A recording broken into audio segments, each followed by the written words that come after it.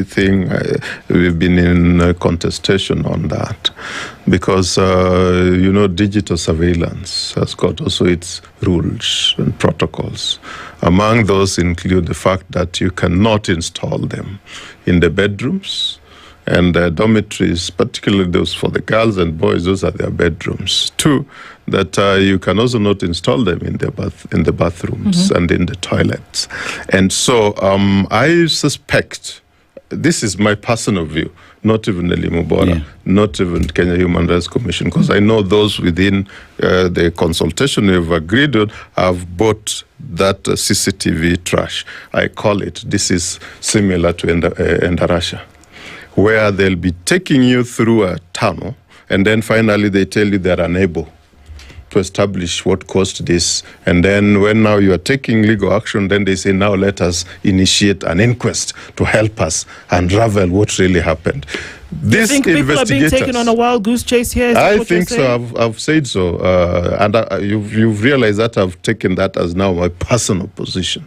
Because I know there are people who still think that those guys are doing serious investigation. My understanding is that whenever these things happen, what the government does, and they are very creative in doing it, is basically to try and see how can we deflect the rage and the anger of the public, deflect it from us and direct it somewhere else.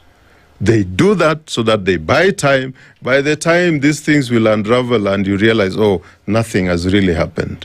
If this government was serious, would be having people in jail concerning the Endarasha Hillside Academy thing. Boaz. That is where serious top-level investigators went there with forensic investigate. Then they come and tell you, we are unable. What kind of rubbish is that? So when I saw, for me, that footage, the first thing I said, these guys are being very creative. No, let me tell you, I think we have to be very honest here. Let's do it. When you install CCTV, it means you have a higher level of surveillance in an institution, and the back end is always where in the monitor room. You can imagine this watchman, male or even female, watching how our girls, the nakedness of our girls in their bedroom and when they are going to the bathroom and all. I don't think that is happening. These are made up. That is my personal opinion. And I think for as long as this government keeps on taking us on wild goose chase, they can cook up things. This is the country Ndu. That those investigators, at one point they told us there's a minister who actually took himself to a forest, shot himself, and after shooting himself, struck a matchbox, actually poured fuel on himself, struck a matchbox and burnt himself.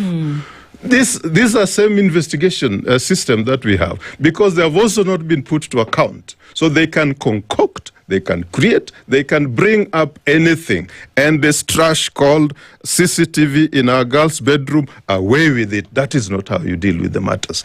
But even if those girls are still suspects, I don't condemn those girls. And these are children. I doubt whether there's a single child who leaves their home that I'm going to kill others. It doesn't happen.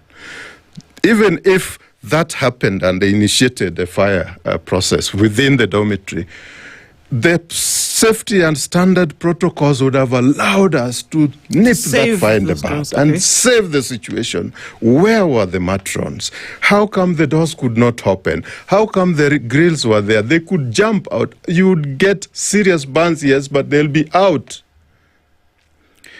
So whatever happens, whether it is an emergency caused by external intrusion of something from external forces or internal, the standards allow for a process that would ensure that these children remain safe.